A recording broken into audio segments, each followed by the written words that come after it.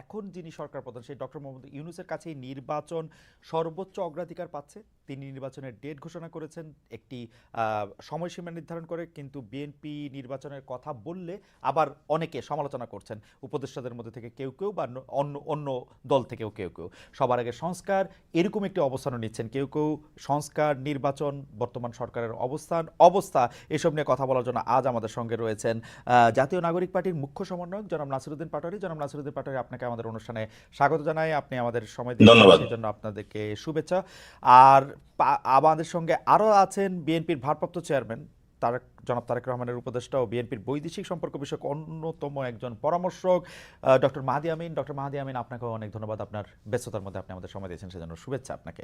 স্বাগতম। আসসালামু আলাইকুম। জি ডক্টর মাহাদি, আমি প্রথমে আপনার কাছে একটু আসতে চাই, তবে এটি আমার যতটা প্রশ্নের আগে আমার একটা হাইপোথিসিস আছে। আমি একটু আমার হাইপোথিসিসটা আপনাকে বলতে চাই। আমার হাইপোথিসিসটি হচ্ছে বিএনপি আসলে ডিসেম্বরে নির্বাচন চায় না, তাই আমার বিবেচনায় অতি তুচ্ছ কারণে কখনো সরকারের সাথে বা কখনো নতুন দল এনসিপি বা কখনো জামায়াত ইসলামের সাথে বিভিন্ন বিবাদ বিসংবাদে নিজেদের লিপ্ত রেখেছে দলটি। সংস্কারের কথার ক্ষেত্রে যেই সব সংস্কার মানলে আসলে দলটির কোনোই সমস্যা নেই, সেই সব সংস্কারের মধ্যেও আসলে প্রশ্ন তুলে মানে প্রশ্ন বলছে যে সেগুলি করবে না, আবার সেগুলি নিয়ে কথা বললে বিএনপি নেতৃবৃন্দ রেগে যাচ্ছে। আমরা দেখতে পাচ্ছি যে বিএনপি নেতাকর্মী সমর্থকরা রেগে যাচ্ছে, আবার দলটির ভারপ্রাপ্ত চেয়ারম্যান জনাব তারেক রহমান দেশে ফিরছে না, সবগুলি মামলা শেষ হলো। সেক্ষেত্রে আমার মনে হয় যে বিএনপির আসলে নির্বাচনের প্রস্তুতি নেই এবং বিএনপি নির্বাচন চায়ও না আসলে ডিসেম্বরে। আপনার মন্তব্য একটু শুনবো ডক্টর মাহাদি আমিন। আপনাকে ধন্যবাদ। যারা দর্শক দেখছেন সবাইকে শুভেচ্ছা।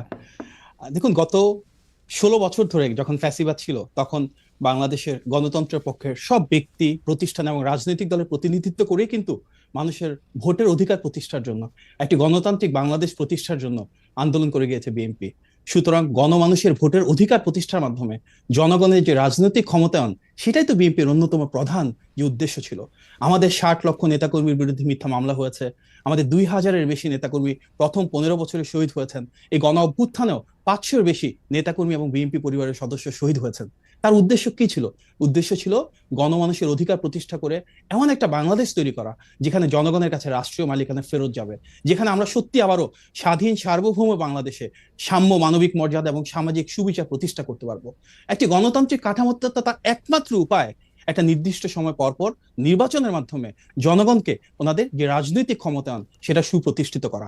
সুতরাং অবশ্যই একটি দ্রুত নির্বাচন আয়োজন করা, যার মাধ্যমে অবাধ, সুষ্ঠু এবং নিরপেক্ষ প্রক্রিয়ায় আমাদের দেশের সকল মানুষ, যারা 12 কোটির বেশি ভোটার রয়েছেন, প্রত্যেকে যার যার পছন্দের প্রার্থীকে ভোট দিতে পারেন, ওনাদের পছন্দের রাজনৈতিক দলকে তারা ক্ষমতায়িত করতে পারেন, দেশ পরিচালনার সুযোগ দিতে পারেন। এটি তো আমাদের অভীষ্ট লক্ষ্য।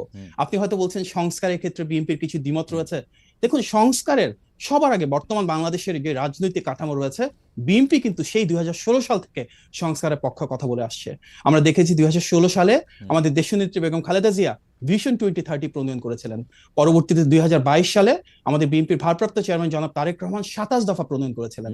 এবং 2023 সালে ফ্যাসিবাদের রক্তচক্ষুকে উপেক্ষা করে জনাব তারেক রহমানই কিন্তু 31 দফা প্রণয়ন করেছিলেন।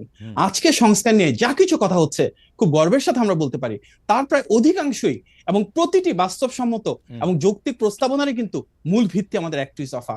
রাষ্ট্রীয় প্রতিষ্ঠানগুলোকে কিভাবে আমরা আরো বেশি শক্তিশালী করতে পারি, বিচার বিভাগ, আইনসভা, নির্বাহী বিভাগের ভিতরে কিভাবে ক্ষমতার ভারসাম্য তৈরি করতে পারি, এই প্রত্যেকটাই কিন্তু আমাদের সেই 31 দফা থেকে উচ্চারিত।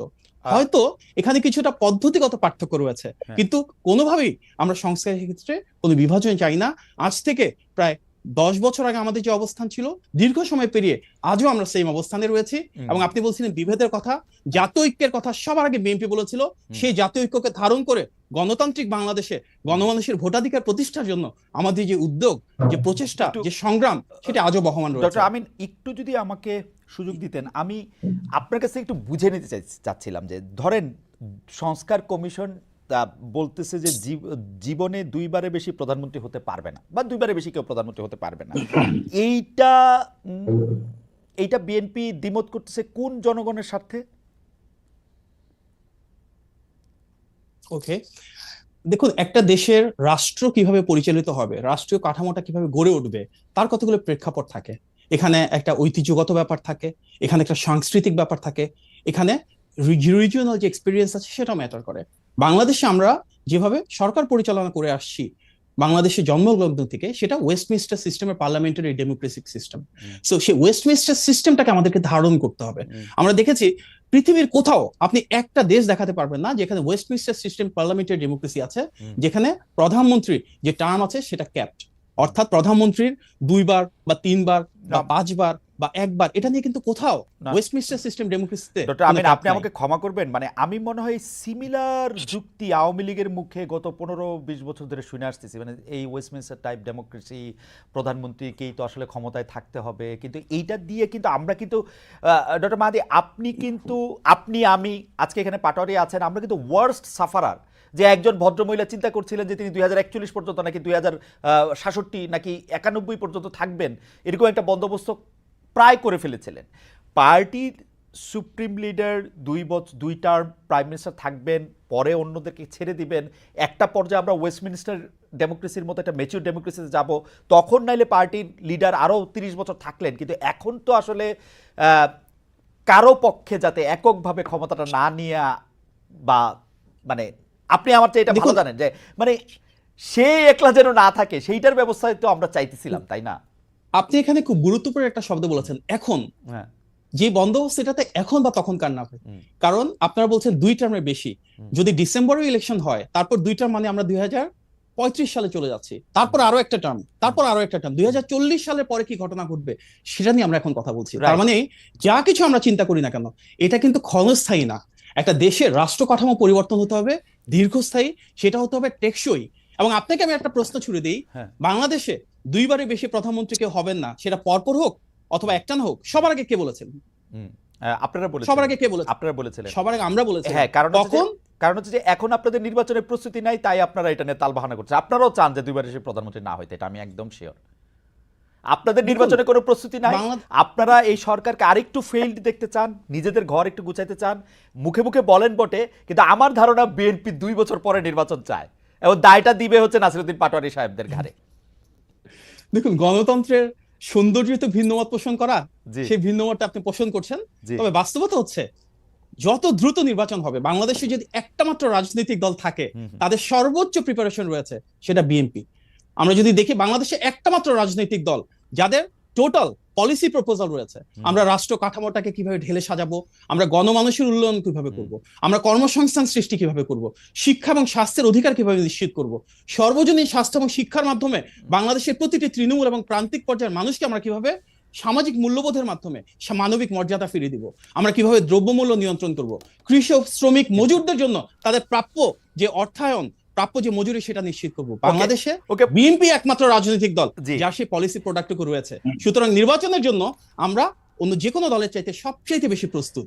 আমি জানি না আপনার ভিন্নমত থাকতে পারে না, আমার ঠিক ভিন্নমত না, আমার একটু কৌতূহল আছে। ডক্টর মাহাদি, আমি আপনার কথা শুনতে পছন্দ করি, আপনি যেভাবে যুক্তি দিয়ে কথা বলেন, মানে শান্ত থাকেন, সেটা আমার খুবই পছন্দের। কিন্তু আমি আপনার কোনো রাজনৈতিক ভবিষ্যৎ দেখি না মাহাদি। কারণ হচ্ছে যে একজন লোক যদি কয়েকবার প্রধানমন্ত্রী হইতে পারে, সারা জীবন প্রধানমন্ত্রী হইতে পারে, আপনার টার্ম আসতে আসতে 200 বছর পার হয়ে যাবে মাহাদি। এইটা আপনার মনে হয় না যে তাহলে আপনি রাজনীতি কেন করতেছেন, যে আপনি আপনি বাংলাদেশের সরকার প্রধান কখনোই হবেন না? এইটা আপনাকে পীড়া দেয় না? আমরা তো সরকার প্রধান হওয়ার জন্য দল করি না, আমরা সেই দল করি যেটা মানুষের জন্য, দেশের জন্য কাজ করে যাবে, দেশের মানুষের জনকল্যাণ যেটা হবে, উন্নয়ন যেটা হবে। দেখুন, বিএনপি একমাত্র রাজনৈতিক দল যারা ক্ষমতার জন্য কখনো লালায়িত ছিল না। আমরা বিরোধী দলীয়, গৃহপালিত বিরোধী দল হতে পারতাম, এটা আন্ডারস্ট্যান্ডিং এর মাধ্যমে শেখ হাসিনার সাথে সরকারে যেতে পারতাম, জাতীয় ঐক্যমত্যের সরকারের কথা এর আগেও এসেছে। এমনকি 5 তারিখে শেখ হাসিনা পতনের পর 8 তারিখে সর্বদলীয় সরকারের অংশীদার আমরা হতে পারতাম। আমরা তার কোনোটাই করি নাই, কারণ বিএনপি সে রাজনৈতিক দল যেটা জনগণের ভোটে নির্বাচিত একটা সরকার ব্যবস্থায় সরকার পরিচালনা করতে চায়। আমাদের নেতা জনাব তারেক রহমান, সে 1988 সাল থেকে রাজনীতি করছেন, গত 37 বছরে উনি চাইলে অনেক কিছু হতে পারতেন। এমপি, মন্ত্রী, উপদেষ্টা কখনোই কিছু হন নাই। ক্ষমতার জন্য আমরা লালায়িত না। তারেক সাহেবের জন্য মন্ত্রী, উপদেষ্টা এগুলি ভালো পদ নাকি? এগুলি আমাদের মতো লোকের জন্য ঠিক আছে। তারেক সাহেব এসে তো প্রধানমন্ত্রী হবে, না, উনি প্রেসিডেন্ট সেই হবে। রাজনীতি চান না। উনি কেন প্রধানমন্ত্রী হবেন? না, শেখ উনি হাসিনা তো যদি এমপিও হন নাই শেখ হাসিনা এখনো। যদি উনাকে বলতো যে আপনি প্রধানমন্ত্রী হন, তাহলে কিন্তু হইতো মনে হয়। না, তাহলে উনি হতেন না। জনগণের ভোটের অধিকার প্রতিষ্ঠা ছাড়া উনি আচ্ছা, কখনোই হতেন না। হাইবার আমি এই প্রশ্নটা একটু শেষ করে আবার একটু জনাব নাসিরউদ্দিন পাটোয়ারির কাছে যেতে চাই। আপনার কথা শোনা খুবই আনন্দদায়ক, কিন্তু আমি আপনাকে প্রশ্ন করতে, জনাব তারেক রহমান এখন দেশে ফিরছেন না কেন? মানে উনি দেশে ফিরলে তো বাংলাদেশের রাজনীতির বিশ্লেষক যারা আছে তারা বলছেন যে অনেকভাবেই ক্ষমতার শিফট বা ক্ষমতার ব্যালেন্স অন্যরকম হতে পারতো, বিএনপির পক্ষে একটা গণজোয়ার সৃষ্টি হতে পারতো। এই সুযোগ তিনি কেন নিচ্ছেন না, যেহেতু তিনি একজন এই সুযোগ জনপ্রিয় নেতা? নিচ্ছেন না দেশের স্বার্থে, দেশের মানুষের স্বার্থে। উনি কিন্তু নিজেও বলেছেন যে আমাদের বিএনপির যেমন 60 লক্ষ নেতাকর্মীর বিরুদ্ধে মিথ্যা মামলা রয়েছে, হুম। একইভাবে কিন্তু গণতন্ত্রের পক্ষে প্রতিটা রাজনৈতিক দলের নেতাকর্মীর বিরুদ্ধে রয়েছে বিভিন্ন শ্রেণী পেশার মানুষরা। আপনাদের মতন যারা গণমাধ্যম কর্মী রয়েছেন, মানবাধিকার কর্মী রয়েছেন, শিক্ষক, চিকিৎসক, প্রত্যেকের বিরুদ্ধে কিন্তু শেখ হাসিনা বিরোধী যাদের অবস্থান ছিল বিভিন্ন সময় মামলা হয়েছে। রাইট। উনি সুস্পষ্টভাবে বলেছেন ওনাদের প্রত্যেকের বিরুদ্ধে হ্যাঁ। যেন ন্যায় বিচার প্রতিষ্ঠা হয়, প্রত্যেকে যেন অবিচারের নামে আমরা যা দেখেছি তার থেকে প্রাপ্য বিচারটুকু পান। এটা কিন্তু ওনার একটা অগ্রাধিকারের দাবি। আমরা চাই উনি শুধু মানে জনাব তারেক রহমান মুক্ত হয়ে সবার আসবেন তাই না, সবার মামলা উঠে গেলে জনাব তারেক রহমান দেশে ফিরবেন? এটা ওনার একটা অগ্রাধিকার অবশ্যই। মানে সবার মামলা উঠে গেলে এটা কি সবাইকে প্র্যাকটিক্যালি ন্যায় সম্ভব? বিচারের উঠবে না তো। অবশ্যই উনাকে তো সম্ভব। ন্যায় বিদেশ বিচার থেকে যদি প্রতিষ্ঠা প্রধানমন্ত্রিত্ব হয়, করতে হবে ভাই। না উনি কেন বিদেশ থেকে প্রধানমন্ত্রিত্ব করবেন? আমরা সবসময় বলে এসেছি কি এই অন্তর্বর্তী সরকারের মূল ম্যান্ডেটটা হচ্ছে একটি অবাধ, সুষ্ঠু এবং গ্রহণযোগ্য নির্বাচন আয়োজনের Okay. পাশাপাশি বিচার বিভাগ, জনপ্রশাসন এবং আইন শৃঙ্খলা বাহিনীর সংস্কারটুকু করা। যদি বিচার বিভাগের সংস্কার ঠিকমতো হতো, গত 8 মাসেই কিন্তু আমরা দৃশ্যমান ভাবে অনেক মানুষকে এসব অবিচার থেকে মুক্ত অবস্থায় দেখতে পেতাম। কোর্টের জন্য দাঁড়ে দাঁড়ে ঘুরতে হতো না মিথ্যা মামলার জন্য। রাইট, কিন্তু আমরা দেখেছি মিথ্যা, গায়েবী, জালিয়াতির মামলা, আমার মনে সেগুলো হয় থেকে তো অবশ্যই মানুষের আমার মনে নিস্তার হয় যে পেতে বিচার হবে। বিভাগের সংস্কারটা একটা জরুরি আছে, কারণ তারেক সাহেবের সব মামলা উঠে যাচ্ছে, তার নেতাকর্মীদের মামলা উঠতেছে না, এটা তো নিশ্চয়ই একটা ভালো জিনিস হতেছে না। আপনি উনি তো নিশ্চয়ই এটা এটার নিয়ে জন্য বলবেন। বারবার পুশ করছেন। জনাব তারেক রহমানের সব মামলা উঠে গেছে, কিন্তু ইন অ্যাবসেন্সিয়া মামলা উঠা এপিলে কিন্তু একটা, মানে আমি জানি না, মানে আমি যতটুকু আইন কানুন বুঝি আর কি। আমি আবার আসবো আপনার কাছে। ডক্টর মাহাদি, আপনাকে অনেক ধন্যবাদ। আমি কি এটার উত্তরটা একটু দিয়ে দিতে জি পারি? জি জি, দেন দেন দেন। আমরা দেখেছি তারেক রহমানের বিরুদ্ধে গত 16 বছরেও হ্যাঁ। আওয়ামী লীগ অনেক প্রোপাগান্ডা ক্যাম্পেইন চালানোর পর একটা তথ্য প্রমাণ উপাত্ত তৈরি করতে পারে নাই। হুম। তার সবচেয়ে বড় প্রমাণ, আমরা যদি আওয়ামী লীগের সময় যিনি প্রধান বিচারপতি ছিলেন সেই সুরেন্দ্র সিং সিনহার বক্তব্য দেখি, সেখানে উনি বলেছেন কিভাবে একটা নির্দিষ্ট অফিস থেকে, একটা নির্দিষ্ট দপ্তর থেকে ওনাকে মামলা রায় লিখে দেওয়া হতো। আমরা দেখেছি মোতাহার হোসেন একজন বিচারক ছিলেন যিনি তারেক রহমানের কোনো দোষ ত্রুটি না পেয়ে তখন গোয়েন্দা বাহিনী দ্বারা লিখিত রায় পড়তে অস্বীকার করার কারণে ওনাকে অস্ত্রের মুখে দেশ ছাড়তে হয়েছে। সেখানে কিন্তু সুস্পষ্টভাবে উঠে এসেছে কিভাবে ওনার বিরুদ্ধে কোনো তথ্য প্রমাণ ছিল না। কেন 16 বছর লাগলো ওনাকে এই মিথ্যা মামলাগুলো থেকে, প্রতারণামূলক, জালিয়াতের, মিথ্যা তথ্য উপাত্তের মামলা থেকে নিষ্কৃতি পেতে? আজকে সেটা আরো বেশি বড় প্রশ্ন হওয়া উচিত। রাইট, এটা তো প্রশ্ন না, এটা তো উত্তর আছে। আপনি আমার কাছে উত্তর নেন, কারণ শেখ হাসিনা বাংলাদেশের সকল প্রতিষ্ঠানকে ধ্বংস করছিল, এর মধ্যে থেকে হচ্ছে যে বিচার বিভাগ সবচেয়ে মারাত্মক ক্ষতিগ্রস্ত হয়েছিল, সেই জন্য এরকম হয়েছে। কিন্তু এখন শেখ জনাব তারেক রহমানের বিরুদ্ধে আর কোনো মামলা নাই, হত্যা মামলা থেকে দায়, মানে মানে যে কোনো সব মামলা থেকে তার আসলে বেকসুর উনি খালাস পেয়েছেন। এখন উনি কেন দেশে আসছেন না, সেটা নিশ্চয়ই আমরা একটু আবার পরে আপনার কাছ থেকে শুনবো। আমরা একটু জনাব নাসিরউদ্দিন পাটোয়ারির কাছে যেতে চাই। জনাব নাসিরউদ্দিন পাটোয়ারি, আপনার কাছে আমার কিছু গুচ্ছ প্রশ্ন আছে। আমি যেহেতু আপনাকে খুবই খুবই খুবই পছন্দ করি, আপনার কথা শুনতে আমার ভালো লাগে। আমার মানে একসাথে আমি 3-4টা প্রশ্ন করতে চাই। আপনি একটু আমাদের বলবেন যে ডক্টর মোহাম্মদ ইউনূস দেশ কেমন পরিচালনা করছেন? আসসালামু আলাইকুম। যারা দেখছেন দর্শক সবাইকে অভিনন্দন, এবং সাথে সাথে আমি দুঃখ প্রকাশ করছি এবং ভারাক্রান্ত হৃদয়ে যারা গাজার ভাই বোনেরা বিভিন্ন জায়গায় নির্যাতিত, নিগৃহীত হচ্ছেন, সারা বাংলাদেশের মানুষকে আহ্বান জানাচ্ছি গাজার যে সংহতি রয়েছে আমাদের মনস্তাত্ত্বিক জায়গা থেকে তাদের সাথে কানেক্ট হওয়ার জন্য, সাপোর্ট জানানোর জন্য। সাথে সাথে যারা আমাদের ইন্ডিয়ান সিটিজেন হিসাবে ওয়াকফ বিলের আন্ডারে বিভিন্ন জায়গায় নির্যাতিত, নিগৃহীত হচ্ছে, আমরা তাদের প্রতি সমবেদনা জানিয়ে আমি আজকের প্রশ্নমালা যে অবতারণা হয়েছে তার উত্তরে যাচ্ছি। ইউনূস স্যার চেষ্টা করছেন তার যে ক্যাবিনেট রয়েছে সেখানে অনেকে নিয়ে একসাথে সংঘবদ্ধভাবে দেশকে একটি সুন্দর জায়গায় নিয়ে যাওয়ার চেষ্টা করছেন, এবং সেখানে অনেক জায়গায় ভুল ভ্রান্তি হচ্ছে। এবং আমাদের যখন একটি দেশকে ধ্বংসস্তূপে রেখে যাওয়া হয়েছে, যেখানে কোনো একটি ইনস্টিটিউশন ওয়ার্ক করতেছে না, সেই জায়গাতে ইউনূস স্যার যথেষ্ট প্রজ্ঞার পরিচয় দিয়ে কোনো একটি দেশের আন্ডারে না গিয়ে, কোনো একটি রাষ্ট্রের শক্তিকে ব্যবহার না করে বাংলাদেশের জনমানুষের যে আকাঙ্ক্ষা রয়েছে সেই আকাঙ্ক্ষার ভিত্তিতে এই দেশটি পরিচালিত করছেন। এই ভিত্তিতে পরিচালনার ক্ষেত্রে বাংলাদেশের মানুষের যেমন সাপোর্ট প্রয়োজন, সাথে সাথে রাজনৈতিক দলগুলোর সাপোর্ট প্রয়োজন হয়ে থাকে। সেই ক্ষেত্রে ইউনূস স্যার কিন্তু রাজনৈতিক দলগুলো থেকে অসহযোগিতার যে অবিশ্বাস একটা জায়গা আমরা দেখতে পাচ্ছি বিভিন্ন জায়গা থেকে। গত ঐক্যমত কমিশনে স্যার বারবার একটি গুরুত্বারোপ করেছেন যে আপনারা একসাথে এসেছেন, আপনারা আমার শক্তি, আপনারা দেখলে আমরা সাহস পাই। এই সাহসের জায়গা থেকে যখন আমরা রুমে থাকি সেখানে সবাই ইউনূস স্যারকে সাহস দিয়ে থাকে, কিন্তু যখনই এই ফরেন যে একাডেমিতে মিটিংটা হয়ে থাকে সেখানে নিচে নামার পরেই ভিতরে এক কথা বাহিরে এক কথা এবং মাঠে গিয়ে আরেক কথা, জনগণকে বিভ্রান্ত করে বর্তমান রাষ্ট্রকে যে পরিস্থিতিতে নিয়ে যাওয়া হচ্ছে সেইখানে ইউনূস স্যার কিন্তু একটি কঠিন বিপদে আছেন। সেই ক্ষেত্রে জনাব বাংলাদেশের পাটোয়ারি, আমাদের জন্য এটা আপনি একটু পরিষ্কার করবেন, মানে আপনারা যখন থাকেন তখন ডক্টর ইউনূস আপনাদের সাথে কথাবার্তা, আপনাদের শক্তি বা সবকিছুকে ঠিকই বিবেচনা করেন, কিন্তু আপনারা যখন চলে আসেন তখন কারা বিভ্রান্ত করেন জনগণকে?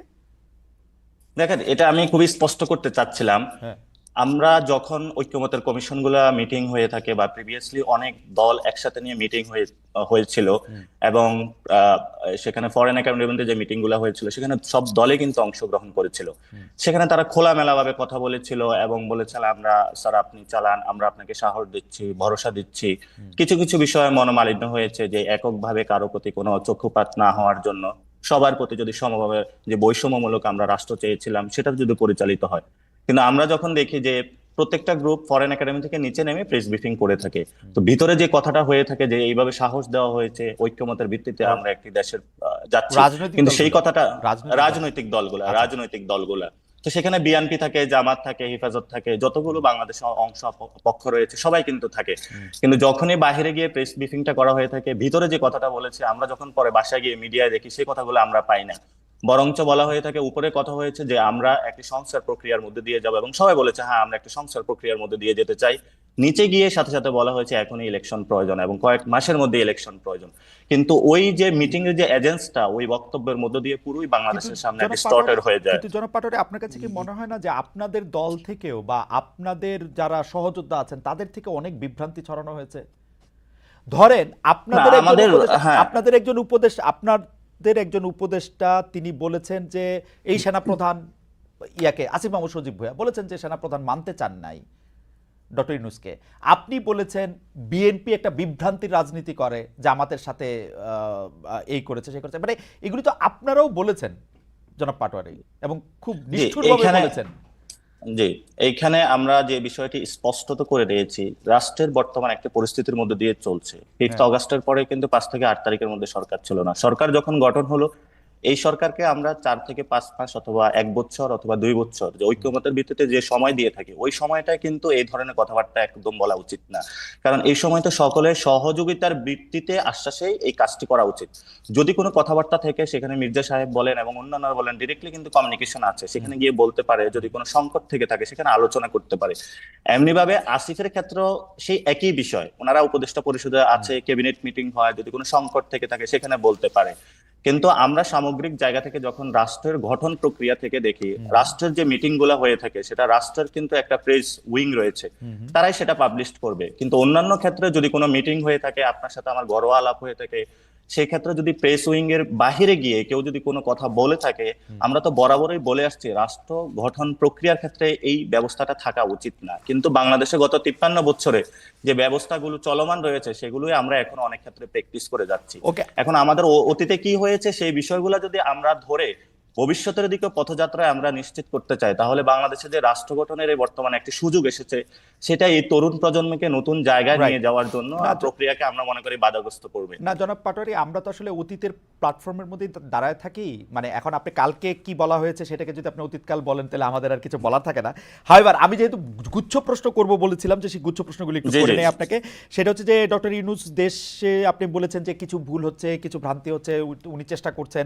ভুল বেশি নাকি ঠিক বেশি, মানে আপনার কিরকম মনে হয়, মানে দেশ না, পরিচালনার ক্ষেত্রে? এটা ইউনূস স্যার কিন্তু চায়নার সিজিটিএন কে একটা সাক্ষাৎকার দিয়েছিল, সেখানে উনি স্পষ্টত বলেছিল ওনার দায়িত্ব হলো দেশে বড় একটি তরুণ প্রজন্ম রয়েছে, তার তো এই তরুণ প্রজন্মকে অর্থনৈতিকভাবে স্বাবলম্বী করা এবং দেশকে স্বনির্ভর করে একটি জায়গায় নিয়ে যাওয়া। সেই জায়গাতে আমি মনে করি ওনার যে কাজের প্রগ্রেস গুলো এগুলো অনেক ক্ষেত্রে সন্তোষজনক। কিন্তু কিছু কিছু ক্ষেত্রে যে ইনস্টিটিউট গুলা, পুলিশের এখনো ট্রাস্ট আসে না। ইউনূস স্যার যতই বলুক যে আইন শৃঙ্খলা উন্নতি করুন, পুলিশের যদি মাঠে ট্রাস্ট না আসে এবং সেই জায়গাতে যদি তারা কাজ না করতে পারে, তাহলে কিন্তু হলো স্যার অর্ডার করবে কিন্তু কাজগুলো কিন্তু হবে না। এখন পুলিশ বাহিনীকে ঢেলে সাজানো হয়েছে, পুরনো অবসরপ্রাপ্ত পুলিশ কর্মকর্তা তাদেরকে নিয়ে এসে গুরুত্বপূর্ণ জায়গায় বসানো হয়েছে। আওয়ামী পুলিশ তো এখন একটাও নাই। আওয়ামী পুলিশ নাই খালিদ ভাই। যখন আমরা ঢাকাতে ট্রাফিকে চলাফেরা করি, আপনার সেই ময়মনসিংহ থেকে একজন পুলিশকে ঢাকা এনে ট্রাফিকে দেওয়া হয়েছে। তো ময়মনসিংহ এর যে ট্রাফিক ব্যবস্থা, ওনার এখানে অভ্যস্ত হতে 2 থেকে 3 মাস সময় লাগবে। এমনি ভাবে এখানে যে পুলিশের যে বিন্যাসটা করা হয়েছে, ঢাকার পুলিশকে অন্য জায়গায় নিয়ে যাওয়া হয়েছে, ওইখানে পুলিশকে এখানে আনা হয়েছে, আবার অনেকরে বাদ দেওয়া হয়েছে। আর যে সিস্টেমটা গত 15 বছরে গড়া হয়েছে, আমরা তো ব্যক্তি ধরে আলোচনা করি, কিন্তু আমাদের সিস্টেমেটিক, আমাদের কি পুলিশের কোনো ল রয়েছে? সেখানে যদি কমিশন গুলো থাকতো, আমরা তখন তাদেরকে আস্ক করতাম যে কমিশন অনুযায়ী কেন চলছে না, বা এই রুলস রেগুলেশন অনুযায়ী কেন চলছে না। আমরা তো পুলিশ কমিশনার বা ব্যক্তিগত জায়গায় আলোচনাতে থাকি, কিন্তু আমরা নতুন বাংলাদেশে কোনো ব্যক্তি আলোচনায় যেতে চাই না। কোনো ব্যক্তির জন্য কোনো পদ সৃষ্টি বা ব্যক্তির সুযোগ সুবিধা না, কিন্তু সৃষ্টির জন্য আপনারা আমরা কোনো প্রক্রিয়াতে যেতে চাই না। জনাব পাটোয়ারি, আপনারা যদি খেয়াল করেন তাহলে আপনারা দেখবেন যে এই কথা কিন্তু অনেক দিন ধরে আমরা শুনতেছি যে প্রশাসন ঠিকমতো সহায়তা করতেছে না, পুলিশ ঠিকমতো মাঠে নামতেছে না, সেই জন্য আমরা পারতেছি না। ডক্টর ইউনূস সাহেব পারছেন, এরকম কি দেখে আপনার মনে হয়েছে যে তরুণদের জন্য বিশাল কিছু করে দিয়ে গেছেন? সেটা একটু আমাদেরকে একটু বলবেন পরের পর্যায়ে। আমাদের একটু গুচ্ছ প্রশ্নগুলি একটু আমরা একটু করে রাখি। হ্যাঁ, অবশ্যই। সেইটা হচ্ছে যে আপনাদের দল ক্ষমতায় এলে কি ইউনূস সাহেবের চেয়ে, ধরেন আপনার দল যদি ক্ষমতায় আসে, কারণ আমি দেখতে পাচ্ছি যে এনসিপি অনেকগুলি ভালো ভালো কথা বলতেছে, যেই ভালো ভালো কথাগুলি আসলে ডিফেন্সিভ মনে হয়, অনেক সময় মনে হয় যে ক্ষমতায় যেহেতু যাবো না তাহলে কিছু ভালো কথা বলে রাখি। সেই হিসাবে আপনাকেও একটু প্রশ্ন করতে চাই যে আপনাদের দল ক্ষমতায় যদি আসে, তাহলে ডক্টর ইউনূসের চেয়ে ভালোভাবে দেশ চালাতে পারবেন কিনা? না, ক্ষমতায় থেকে যদি দেশকে ভালো মতো চালাতে হয়, প্রথমত আপনাকে সিস্টেম বিল্ড আপ করতে হবে। অতীতে আমাদের যে 53 বছর যে সিস্টেমটা রয়েছে, সেটা অনুযায়ী দেশ চলে না, এবং দেশ বাধাগ্রস্ত হয়েছে এবং দেশ ধ্বংসস্তূপে পরিণত হয়েছে, সেটা আমাদের সামনে একদমই দৃশ্যমান।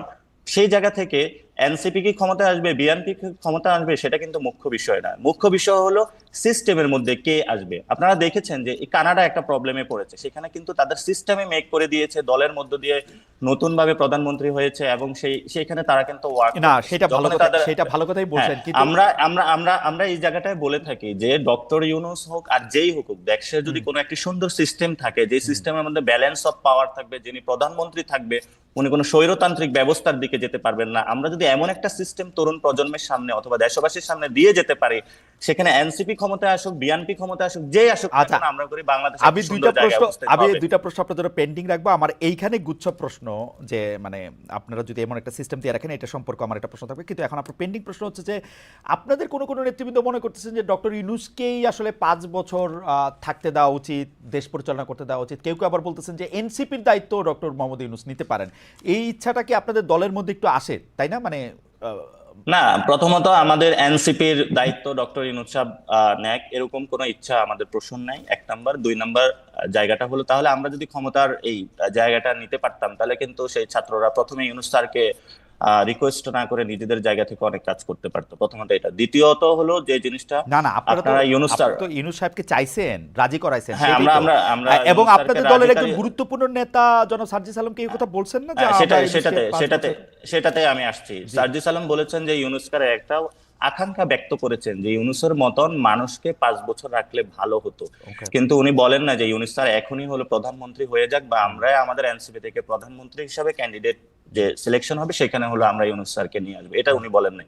তো পিপলস উইলতে এটা শুধু সার্জিস কেন, আমরা যখন রিকশাওয়ালার সাথে কথা বলি, শ্রমিকের সাথে কথা বলি, যার সাথে কথা বলি না যে ইউনূস খুব ভালো চালাচ্ছে, কারণ আপনি বিলিভ ইউর নট, এখানে রমজানে মানুষ যে ধরনের রিলিফ পেয়েছে, এটা গত 53 বছরের ইতিহাসে বাংলাদেশে এমন কোনো কাহিনী হয় নাই। এখানে মানুষ যথেষ্টভাবে এই রমজানের রিলিফ ছিল, সুন্দরভাবে ঈদ আয়োজন হয়েছে, যার ফলশ্রুতিতে আপনারা দেখেছেন যখন ইউনূস স্যার সেই ঈদগাহে গিয়েছিল, জনতা তাদেরকে এসে লাল সালাম অভিনন্দন জানিয়েছে।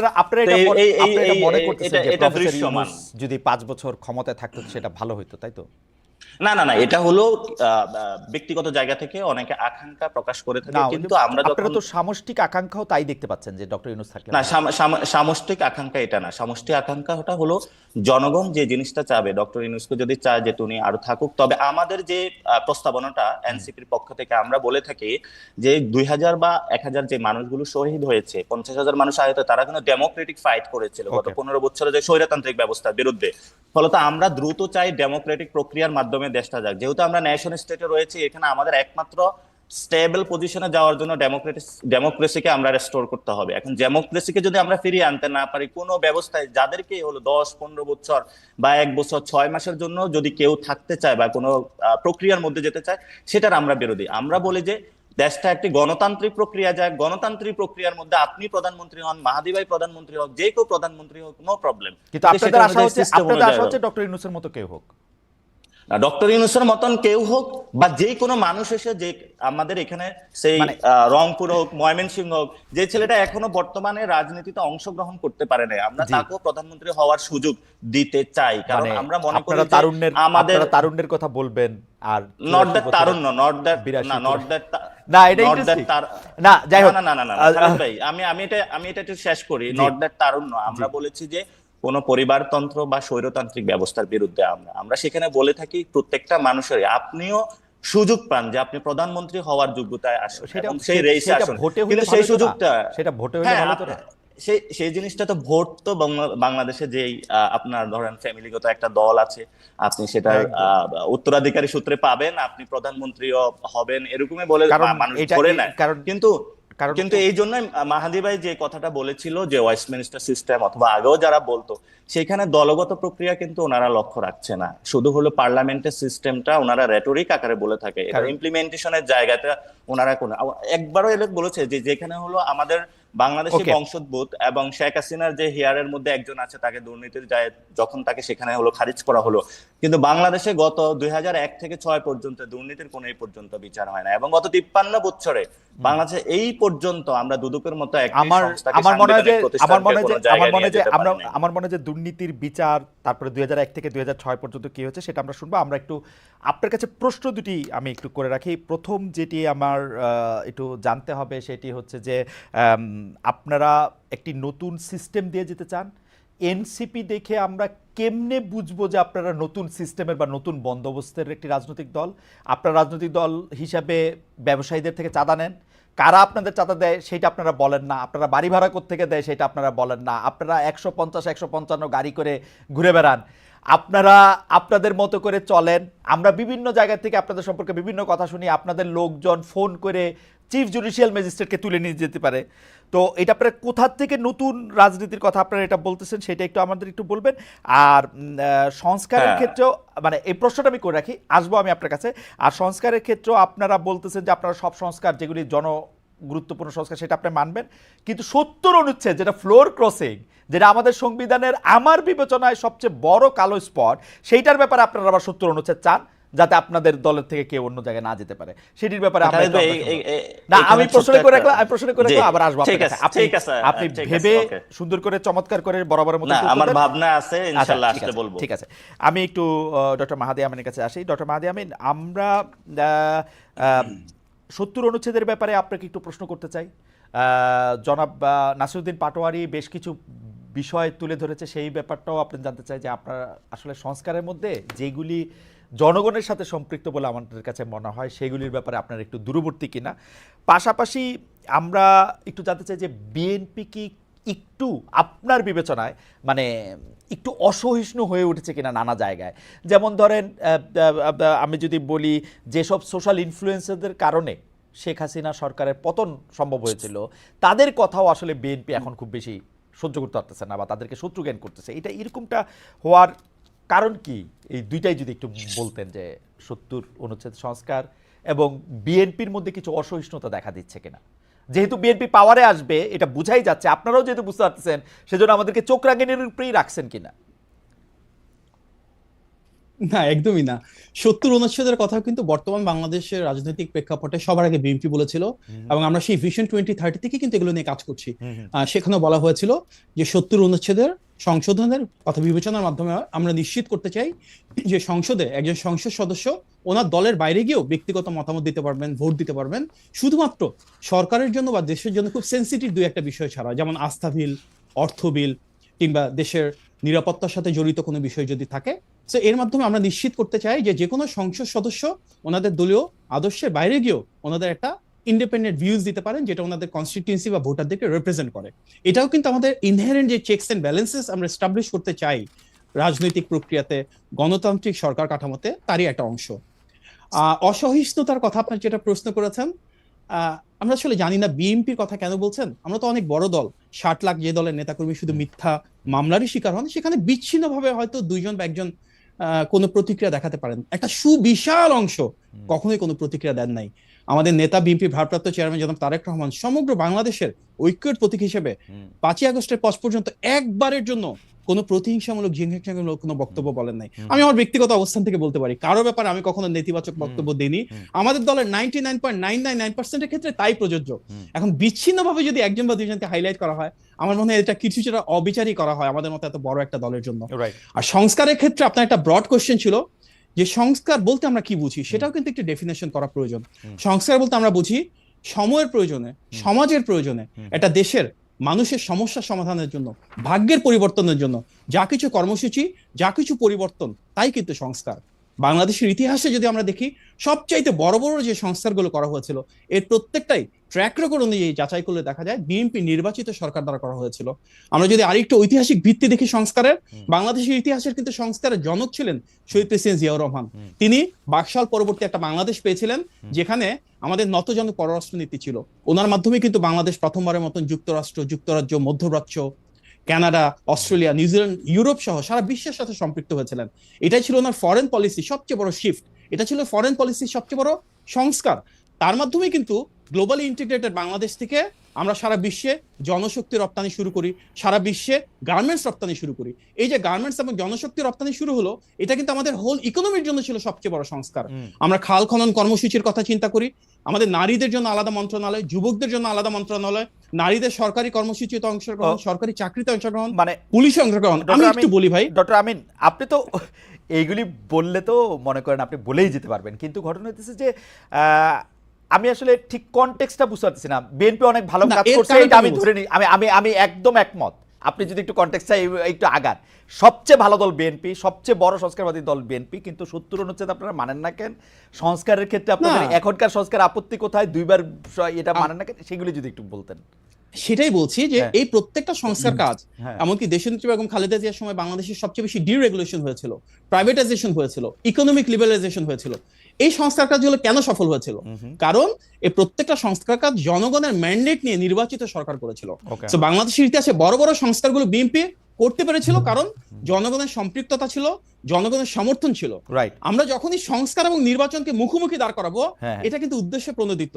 সংস্কার এবং নির্বাচন দুটোই চলমান প্রক্রিয়া, এটা কোনোটার সাথে কোনোটা সাংঘর্ষিক না, সম্পর্ক একটা জায়গায়। সেটা হচ্ছে একটা নির্বাচিত সরকার জনগণের দ্বারা ক্ষমতায়িত হয়ে জনগণের ম্যান্ডেট নিয়ে সেই সংস্কারগুলো বাস্তবায়ন করবে। আমাদের ইতিহাস এবং ঐতিহ্যের কথা এ কারণেই বলছি, আজকে আমরা যে বাংলাদেশে আছি, স্বাধীনতা, সার্বভৌমত্ব, জাতীয়তাবাদ, এর প্রত্যেকটার ভিত্তি কিন্তু বিএনপি জনসম্পৃক্ত পূর্ববর্তী সরকার দ্বারা প্রতিষ্ঠিত হয়েছিল। সেই ধারাবাহিকতায় আজকের বাংলাদেশেও আমরা মনে করি সংস্কারের প্রধান প্রস্তাবক আমরা। আপনি আর্টিকেল 70-র কথা বলছেন, মানে আপনারা প্রস্তাবক, আপনারা এসেই করবেন, অন্য কেউ করলে আপনারা মানবেন না, তাই তো? জনগণ মানে কি? বিএনপি তো জনগণ। এখন যদি এনসিপি মানে, জামাত ইসলামী মানে, বিএনপি তো জনগণ, আর আওয়ামী লীগ বাদ রইল। আওয়ামী লীগের তো আমরা নিচ্ছি না খেলায়। আমরা যারাই জনগণের ভোটে নির্বাচিত হয়ে আসবেন, আমরা শতভাগ সমর্থন তাদেরকে দিব। তবে অবশ্যই জনগণের ভোটে নির্বাচিত হয়েছে, মানে তার আগে জনগণের ভোটের আগে আপনারা এটা মানবেন না, তাই তো? না, মানবো না কথাটা তা না, মানবো না কেন? বলতেছেন তো মানবেন না। আপনারা তো ওই যে সংস্কারের ক্ষেত্রে খুব ইন্টারেস্টিং, আমি দেখতেছিলাম, আমার ধারণা ছিল যে সংস্কারগুলি নিয়ে আপনাদের সাথে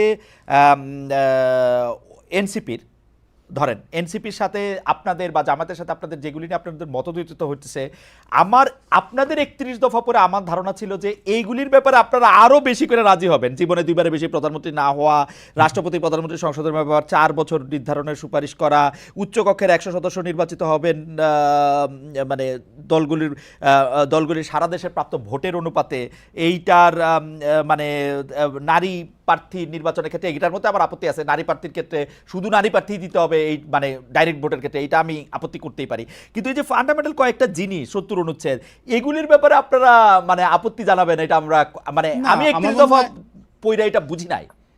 খালেদ ভাই, আপনার মনে হয় কিছুটা অপব্যাখ্যা বা অজ্ঞতা, আমি জানি না, আমি সরি টু সে। আচ্ছা, না মনে অপব্যাখ্যা দিতেছি, মনে আপনি সুন্দর ব্যাখ্যা দেন। নাই ভাই, দ্বিমত নাই ভাই।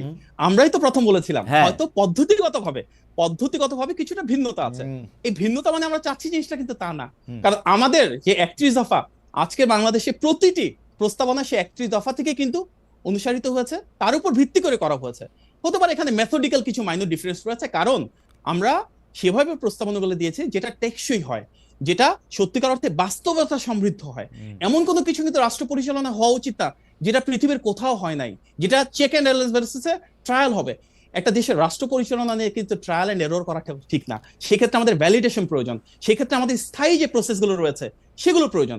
বিশ্বের কোনো দেশে যেটা হয় নাই, এই ধরনের একটা স্ট্রাকচার যদি বাংলাদেশে প্রপোজ করা হয়, তার কার্যকারিতা কতটা হবে সেটা বাস্তবতা বিবর্জিত হতে পারে।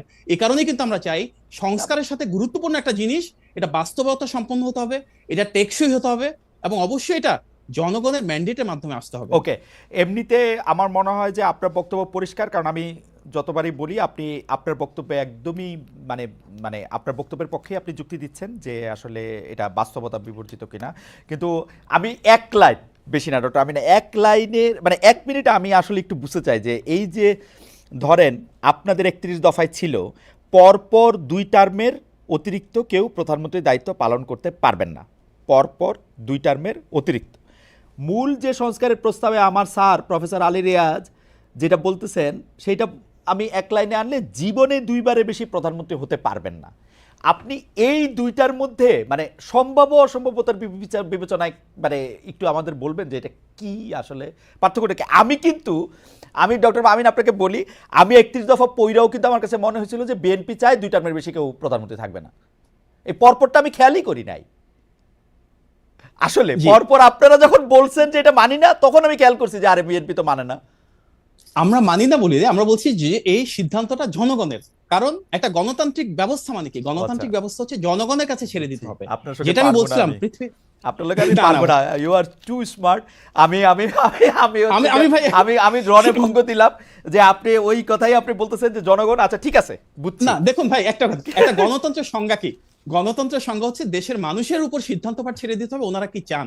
আমরা প্রথমবারের মতো বাংলাদেশে সেই 2012 সালে, আমি আমার একটা ব্যক্তিগত অভিজ্ঞতা বলতে পারি, 2012 সালে আমাদের তখন সিনিয়র ভাইস চেয়ারম্যান ছিলেন জনাব তারেক রহমান, লন্ডনে আমাকে বলেছিলেন যে ইউকেতে যে দেশের ব্যবস্থা আমরা দেখছি, এখানে তো সিস্টেম থাকার পরও যে কেউ 3 বার 4 বার 5 বার প্রাইম মিনিস্টার হতে পারে, কিন্তু হয় না 2 বারের বেশি কেউ ইচ্ছা করে হয় না।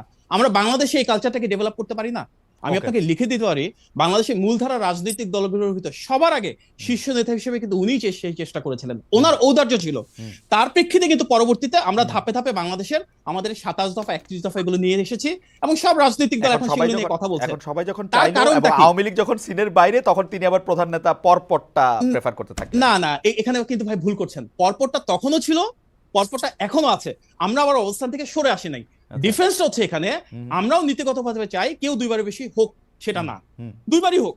কিন্তু প্রবলেমটা হচ্ছে যিনি সরকারে আছেন থিওরিটিক্যালি ধরে নেন যে পরবর্তীতে যে সরকার আসবে যদি ভালো কাজ করেন, একবার হওয়ার পরে তো 2 বার হওয়ার প্রশ্নই আসে না। যদি উনি খারাপ কাজ করেন, আর ভালো কাজ করলে সরকার 2 বারের মতন হলো জনগণের ভোটে, তারপর থার্ড টার্ম একজন আসলেন ওকে, যিনি হতে পারে, আমি একটু বলি, এর আগে বিরোধী দল ছিল, কিন্তু আসার পরে তারা ভালো কাজ করলো না। আসার পরে তারা আবার ফ্যাসিবাদী স্টাইলে গুম খুন হামলা মামলা শুরু করলো, মানুষের অধিকার নিয়ে নিল, মানুষের স্বাধীনতা কেড়ে নিল।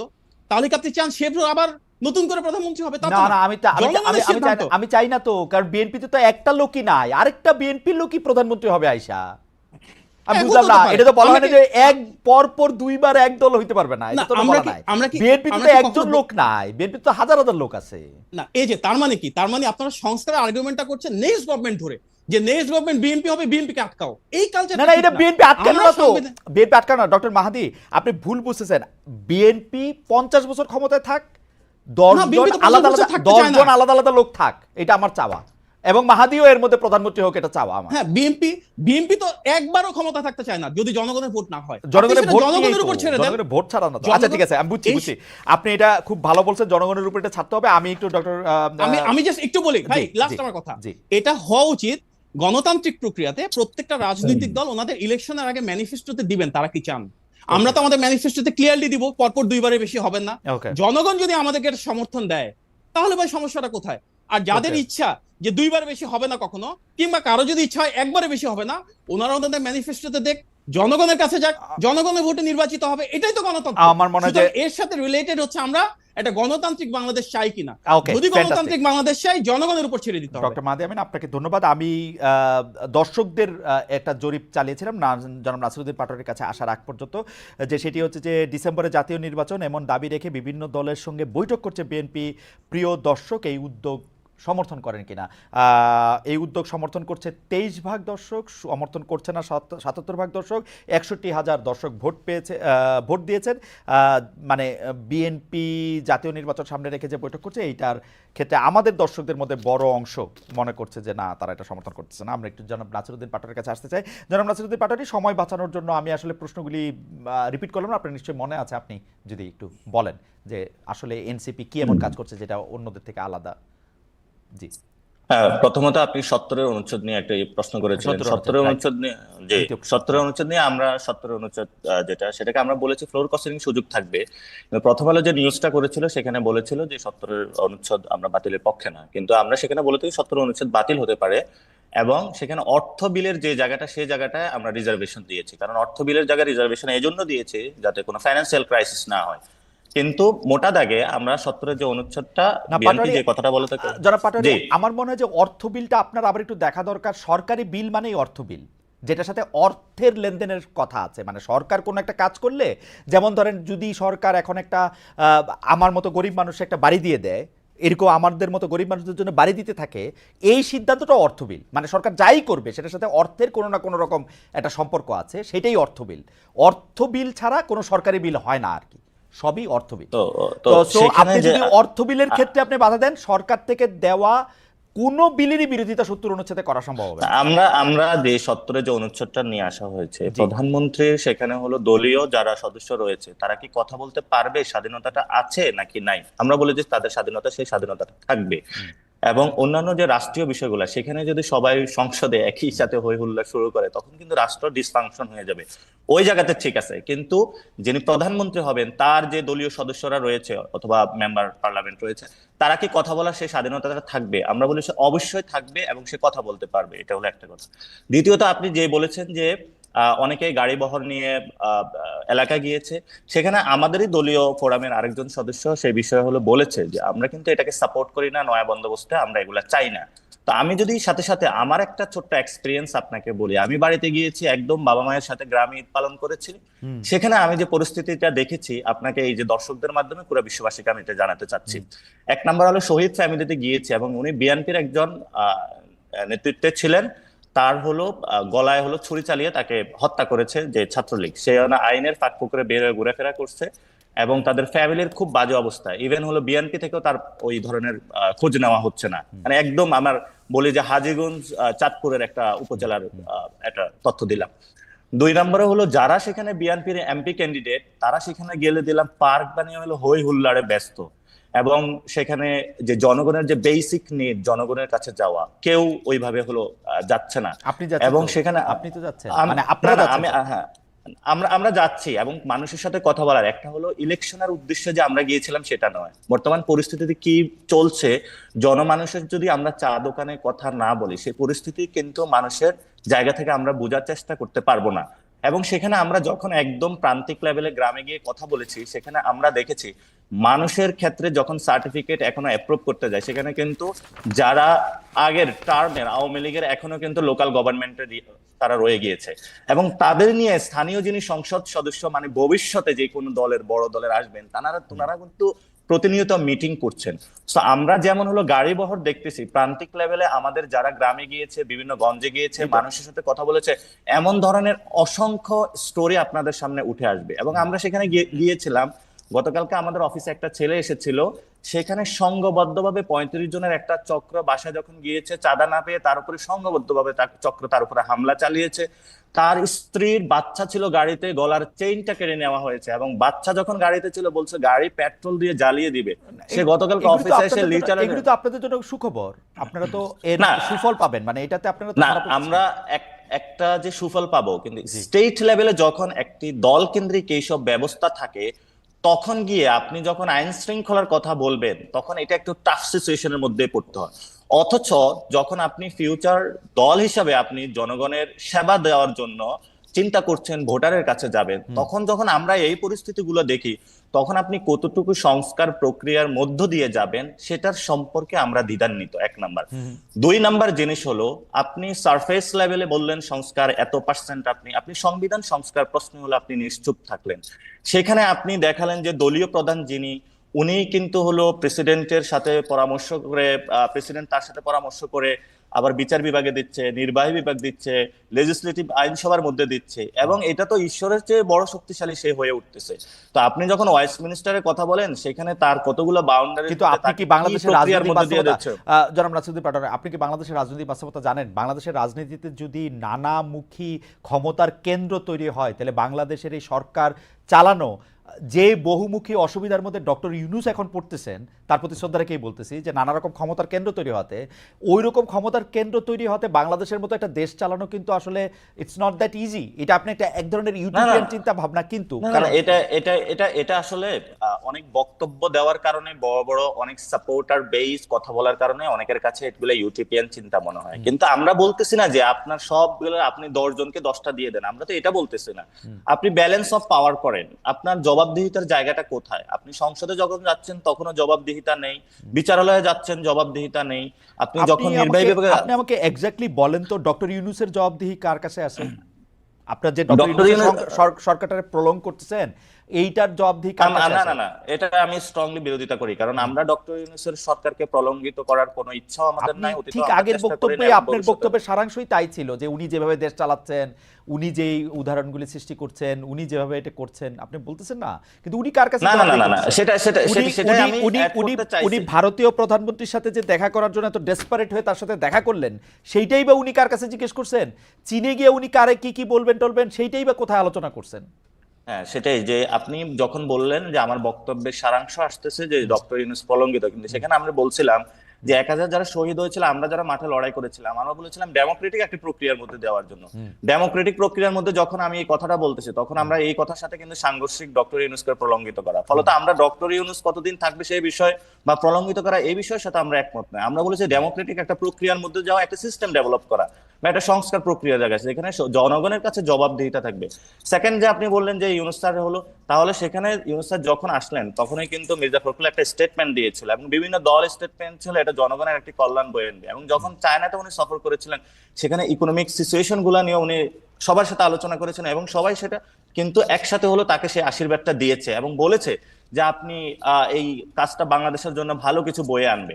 এখন আমরা স্টেট লেভেলের যে জায়গায় ফ্যাক্ট বেসিসে আমাদের উপরে যদি কেউ নিপীড়ন চালিয়ে থাকে, সেখানে কিন্তু আমরা বিরোধিতা করি। দ্যাট ডাজন্ট মিন আমি কি ওয়ার্ল্ড স্টেজে থাকবো না, ওয়ার্ল্ড স্টেটে স্টেট পর্যায়ে কিন্তু সেই কথাগুলো থাকবে। এবং আপনি যখন আপনি যখন অ্যাকাউন্টেবিলিটির কথা বলতেছেন, তখন আমি বলতেছি যে ডক্টর ইউনূস সরকারের, মানে ব্যক্তি দিয়ে তো আমরা আসলে সরকারটাকে বিবেচনা করতে পারবো না। ডক্টর ইউনূস হইতে পারেন যে অনেক ভালো ডিপ্লোম্যাট, অনেক কিছু উনি বোঝেন, তো কিন্তু উনি কার কাছে জবাবদিহি করছেন বা এই ধরনের সরকারের পক্ষে কারো কাছে জবাবদিহি করা সম্ভব কিনা, আমি সেই জায়গাটা জানতে চাইতেছিলাম। না, এই ধরনের সরকারের কাছে যে জবাবদিহিতার জায়গাটা আপনি দেখেন, প্রথমত যেটা মাহাদি ভাইরা বলে থাকে যে একটি হলো জনগণের জায়গা থেকে জনগণ কিন্তু তাদের এক্সপ্রেস ভিউতে বিভিন্ন জায়গায় যায় না। এখন ধরেন ডক্টর ইউনূস একটি সিদ্ধান্ত নিচ্ছে যে ডিসেম্বরের মধ্যে উনি নির্বাচন দিবে, বা বিএনপি যে দলগুলোর সাথে বসতেছে, এখন আপনার এখানে কিন্তু আপনি একটা ভোটিং ব্যবস্থা চালু করে দিচ্ছেন, জনগণ কিন্তু এখানে তার মাধ্যমে সে রায়টা দিচ্ছে, অর্থাৎ সে যে ডক্টর ইউনূস যদি সিদ্ধান্ত নেয় ডিসেম্বরের মধ্যে নির্বাচন দিবে, তাহলে সে কিন্তু এখানে তার বিরুদ্ধে ভোট দিচ্ছে। ফলত এইভাবে অনেকগুলো ওয়েতে তারা কিন্তু তাদের ভিউজ গুলা তাদের এক্সপ্রেস করতেছে এবং তারা সেই জায়গাতে কিন্তু কাজ করতেছে। এখন আপনি কি চিন্তা করেন ডক্টর ইউনূস এমন যদি কালকে হলো দেশের স্বার্থ বিরোধী কোনো কাজ করে থাকে, জনগণ এখানে হলো মুখে আঙ্গুল চুষে বসে থাকবে? এটা থাকবে না কখনোই। ফলত আমরা এই জায়গাটায় বলি যে জনগণকে পাওয়ারফুল করা, যেখানে হলো একটি দলের যিনি প্রধান তার কাছে সকল, আপনি ভোট করলেন, ভোট নিয়ে আপনি ঘরের তালা বন্ধ করে ভিতরে এবার যা ইচ্ছা তা করতেছেন।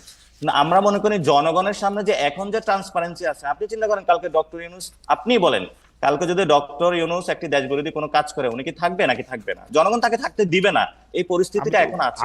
আমরা জানি না যে উনি দেশ বিরোধী কাজ করতেছেন না, ওনার গভর্নমেন্ট সত্য না তো। গভর্নমেন্ট স্বচ্ছ, সেই জায়গাটায় আমরা বলতেছি যে ওনার এক এক উপদেষ্টা এক এক রকম করে কথা বলে, মানে আমি ওনার এক এক উপদেষ্টা এক এক রকম করে কথা বলে। ডক্টর ইউনূসের মানে স্বাস্থ্য ক্ষেত্রে উনি কি করছে এই জবাবদিহি চাইলে আমি কার কাছে চাবো জবাবদিহি? স্বাস্থ্য উপদেষ্টা আমাদের কাছে কিছু বলে? যে উনি কি করতেছেন? স্বাস্থ্য- আমাদেরকে আচ্ছা, আইন উপদেষ্টা আইন উপদেষ্টা আমাদেরকে নিয়মিত বলে। আইন উপদেষ্টাও কিছু বলে না, স্বাস্থ্য উপদেষ্টাও কিছু বলে হ্যাঁ, না। তাহলে কে কিন্তু সেই ক্ষেত্রে গুরুত্বপূর্ণ জায়গায় বললেন? এই- স্বরাষ্ট্র এই- উপদেষ্টা এই- কেমন পাটোয়ারি? ভালো? আচ্ছা, তাহলে আপনি বলেন যে ডক্টর ইউনূস কি স্টেট? হ্যাঁ, ডক্টর ইউনূস তো স্টেট না। স্টেটের যতগুলো অর্গান, এই জন্য তো আমাদের কাছে সংস্কারের প্রশ্নটা আসতেছে, যাতে আমার স্বাস্থ্য সংস্কারটা হয়, এবং যাতে আমার আইনের সংস্কারটা হয়। এবং সেই জায়গাতে আমি তো মাহাদির বক্তব্যের সাথে একমত। সেজন্য তো এটা জনগণের ম্যান্ডেট নিয়ে সংস্কারটা করা উচিত না পাটোয়ারি? আপনি কি না, আমরা তো বলতেছি না যে জনগণের কোনো ম্যান্ডেট হবে না। এখানে জনগণের ম্যান্ডেট ছাড়া যে সরকার হবে, এই কথাটা কি আমরা একবারও বলেছি? আমি জানি না, আমরা কি একবার বলেন NCP লাগে থেকে- আর কি আমার। না, এটা মনে হচ্ছে। এবং আপনি যখন বিভিন্ন জায়গায় যারা বট বাহিনী উৎপাদন করে, ওই জায়গা থেকে মনে মনে হতে পারে, হ্যাঁ। কিন্তু একবারের পর্যন্ত জনগণ থেকে শুরু করে কোন রাজনৈতিক এনসিপির কোন নেতৃবৃন্দ এই কথাটা একবারও মুখে উচ্চারণ করে, যারা গণ অভ্যুত্থানে ছিল, একবারও এই মুখে শব্দ কেউ গণতন্ত্রের বাইরে কোনো আলোচনা চায় বলে। সো ফলত আমরা চাই ডেমোক্রেটিক প্রসেসে দ্রুত যাওয়ার জন্য, কিন্তু ডেমোক্রেটিক প্রসেসে যাওয়ার জন্য যে মানুষগুলো জীবন দিল, তারা যেই মানুষের জীবনের মূল্যটা, যে আমরা একটা নতুন বাংলাদেশ চাই, নতুন বাংলাদেশে যেখানে আমি নিগৃহীত হব না, নির্যাতিত হব না, সেই জায়গাটা আমাদের কনফার্ম করতে চাচ্ছি। এখন আপনারা যদি পুরো বাংলাদেশকে শুধু এনসিপি এবং বিএনপি দিয়ে যাচাই করার চেষ্টা করেন, সেটাও একটা জায়গা আমি মনে করি না ঠিক হবে। না, ফলত NCP, এখানে BNP কালকে আপনারা দুজন আছেন বলে এনসিপি আর বিএনপির প্রসঙ্গ আসছে। হ্যাঁ। তবে আমার কাছে তো এখন আমার কাছে মনে হয় জনাব নাসিরউদ্দিন পাটোয়ারি, আপনারা যখন নতুন জি। দল করে আপনি যখন ঘোষণা দিলেন, আমি আপনাকে কোট করছি, জিয়াবাদ মুজিববাদ, আমরা কোনো বাদ বাংলাদেশে চাই না, এসব বাদ বা আদর্শ দর্শনের বিরুদ্ধে গিয়ে আপনারা দাঁড়াতে চেয়েছেন। কিন্তু আমরা কিন্তু এর কিছুই, মানে maybe I am short sighted, কিন্তু আমি কিন্তু কিচ্ছু দেখতেছি না। এটা আমার বোঝার ভুল, উপলব্ধির ভুল, জ্ঞানের সীমাবদ্ধতা হইতে পারে, কিন্তু আমি কিন্তু এনসিপিকে 8-10টা রাজনৈতিক দল থেকে কোনোভাবে আলাদা করতে পারছি না, সত্যি কথা। এখন হ্যাঁ, খালিদ ভাই, এটা নিয়েও আমিও অবজারভেশন আছে, আমাদের অবজারভেশন আছে। আমরা 36 থেকে 37 দিনের একটি দল, এবং এখানে মনে করেন যে অনেক স্টুডেন্ট বা তরুণরাই মিলে দল বানিয়েছে, এক্সপিরিয়েন্স যারা, আমাদের উপদেশটা এখনো আসে নাই। আমরা আমাদের লিমিটেশন স্বীকার করি এবং আমরা প্রতিনিয়ত কাজ করে যাচ্ছি। আমরা বলি না আজকে আমাদের এটাই হলো আদর্শ একটা জায়গায়, কিন্তু যে আদর্শিক জায়গাটা এবং যে জায়গায় একটা স্ট্যান্ডার্ড সেট করা, সেই জায়গাটা আমরা কেন অস্বীকার করতে যাব? আমরা বলতেছি না যে এনসিপির এখন যে বর্তমান অবস্থা, এই বর্তমান অবস্থায় বাংলাদেশের জন্য একটা স্ট্যান্ডার্ড পজিশন বা কোনো কিছু। এবং সেখানে আমরা বলে থাকি যে আপনি যদি, আমরা যে 71 থেকে 75 পর্যন্ত আলোচনা করে থেকে জিয়াবাদ মুজিববাদের যে কথাটা আপনি আজকে বললেন, সেখানে আমি জিয়ার প্রতি শ্রদ্ধা পোষণ করি, এবং জিয়া যে কাজগুলো করেছে ইকোনমিক ডেভেলপমেন্ট, সে জায়গা থেকে বাংলাদেশে এখনো সফল বুক করতেছে। কিন্তু সাথে সাথে আমি শ্রদ্ধা পোষণ করতে চাই যে সে আমাদের তাহের ভাইয়ের প্রতি, যে উনি নারায়ণগঞ্জ থেকে এক পাও নিয়ে সিপাহী জনতার এখানে বাংলাদেশকে বাঁচানোর জন্য চলে আসছেন। আবার ওই মানুষটাকে ফাঁসিতে দেওয়া হয়েছিল, কেন তাকে খুনটা করা হয়েছিল? তো এইসব অসংখ্য প্রশ্ন আমাদের সামনে আছে, এই প্রশ্নগুলোরও অবতারণা করা উচিত। কেন যারা মুক্তিযুদ্ধে অংশগ্রহণ করেছিল সেই সেনা অফিসার গুলোতে কেন 1200 সেনা অফিসারকে কেন হত্যা করা হয়েছিল? আমার মনে হয় আমরা যে নাসিরউদ্দিন পাটোয়ারির প্রতিটি আমরা কথা কাল টাকারে কাউকে দেখতে চাই না, এবং এই তরুণ প্রজন্ম যারা আছে এবং এই বর্তমান যে প্রজন্ম, ভবিষ্যতে এটা এনসিপিরও যদি কেউ কাল্ট হয়, তাকে দেখতে চাইবে না। এনসিপির ওই জায়গায় মানুষের কাছে যেতেই পারবে না। ফলত আমাদের এই সময়ের সামগ্রিক আলোচনাটা কোন মুখে আমরা বাংলাদেশ থেকে নিতে চাই, আমরা এটাও চাই ওই জায়গাটায় আমরা এনসিপি কেও নিয়ে যেতে চাই। ওকে, নিয়ে যেতে চান, নিয়ে যেতে পারেন, সেটা আমাদেরও আশা থাকবে, কারণ এটা আমাদের সবার জন্য জরুরি। আমি may request our producer Ashis, can you extend for 10 minutes? Okay, thank you. আমরা একটু আপনাদেরও একটু অনুমতি নিয়ে আমরা একটু অনুষ্ঠানটা 10 মিনিট, মানে শেষ হয়ে আসতেছে, আমাদের একটু 10 মিনিট একটু বাড়াতে হবে যদি আপনার দেন আর কি। ডক্টর আমিন, আমি অন্য একটা দেশের বাইরে একটু বিদেশে যেতে চাই। একই প্রশ্ন আসলে নাসিরউদ্দিন পাটোয়ারির কাছেও থাকবে, কিন্তু আপনার জবাবটা আমরা আগে একটু শুনতে চাইবো। ফিলিস্তিনিদের নিপীড়নের বিরুদ্ধে বিএনপি, এনসিপি অনেকেই আসলে সোচ্চার হয়েছেন, কিন্তু গতকাল পুরো বাংলাদেশই আসলে ওই যে স্টপ ওয়ার্ক, স্টপ স্কুলের সাথে মিলে মজলুম ফিলিস্তিনিদের পক্ষে রাস্তায় নেমেছিল। কিন্তু বেশ কিছু জায়গায়, যেমন ধরেন বাটা শোরুম, কেএফসি, ইউনিমার্টে হামলা হয়েছে, লুটপাট হয়েছে। কেউ কেউ বলছেন যে গত কয়েক মাসে তৌহিদি জনতার নামে, ছাত্র জনতার নামে যে মবতন্ত্র দেখা গেছে, আইন হাতে তুলে নেওয়ার যে প্রবণতা দেখা গেছে, মব জাস্টিস দেখা গেছে, তারই ধারাবাহিকতা বা তার দ্বারা প্রভাবিত গতকালের ভাঙচুর ও লুটপাট। আমি প্রথমে ডক্টর আমিন আপনার কথা শুনবো, কারণ কেউ কেউ আবার এটাও বলছেন দেশে যেহেতু একটা বিনিয়োগের আন্তর্জাতিক সভা সম্মেলন, যেরকমভাবে বলি সেরকম হচ্ছে, সেই সময় বিনিয়োগকে নিরুৎসাহিত করার জন্য একটা চক্রান্ত বা ষড়যন্ত্র হতে পারে। কিন্তু আমাদের প্রশ্নের লক্ষ্য হচ্ছে যে আইন হাতে তুলে নেওয়া, প্রথম দিকে আমাদের এটা নিশ্চয়ই পাটোয়ারি বলবেন যে প্রথম দিকে আমরা আসলে আইন হাতে তুলে নেওয়ার ক্ষেত্রে অনেক উৎসাহ দেখিয়েছি, সরকারের পক্ষ থেকেও দেখিয়েছি, নাসিরুদ্দিন পাটোয়ারিদের দলের পক্ষ থেকেও আমরা দেখেছি আইন হাতে তুলে নেওয়ার ব্যাপারে উৎসাহ। এইটা আসলে কেমন, মানে আপনি এটাকে আসলে কিভাবে দেখেন, এইটা থেকে আমরা আসলে কিভাবে মুক্তি পাবো? আমার সুলেখক ইশতিয়াকের একটা কথা খুব মনে পড়ে, তিনি আওয়ামী লীগের আমলে একবার বলেছিলেন যে আসেন আমরা সবাই সবাইরে ধরায় দিই। এই আসেন আমরা সবাই সবাইরে ধরায় দিই জায়গায় আমরা আসি কিনা, ডক্টর আমিন? দেখুন, এই বিচারহীনতা সংস্কৃতি তো আমরা কেউ চাই না। দেশে যে কোনো সচেতন সুনাগরিকই চান এই বিচারহীনতা সংস্কৃতির অবসান হোক, বাংলাদেশে আইনের অনুশাসন প্রতিষ্ঠা হোক।